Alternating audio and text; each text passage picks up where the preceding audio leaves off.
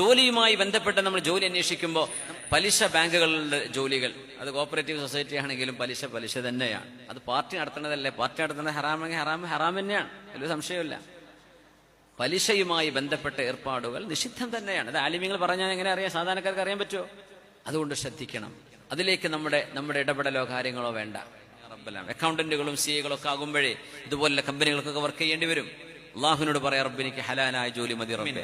അള്ളാഹുവിന് വേണ്ടി ഒരു കാര്യം നിങ്ങൾ ഉപേക്ഷിച്ചാൽ അതിലേറെ ഖൈറായത് അള്ളാഹു നിങ്ങൾക്ക് പകരം തരുമെന്ന് പരിശുദ്ധ റസൂലുള്ളാഹി സ്വല്ലല്ലാഹു അലൈഹി വസല്ലം. ഹബീബൻ, നിങ്ങൾക്ക് വിശ്വാസമുണ്ടോ?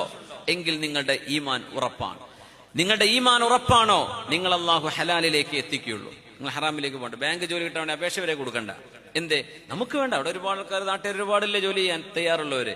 മുഅ്മിനായി നിങ്ങൾക്കത് വേണ്ട, വേറെ ആൾക്കാർ കയറിക്കോളും, അവര് ചെയ്തോട്ടെ, നമുക്കത് വേണ്ട. അങ്ങനെ ചിന്തിക്കാൻ കഴിയുന്ന ഒരവസ്ഥയിലേക്ക് നമ്മുടെ ഈമാനെ പരിപോഷിപ്പിക്കും.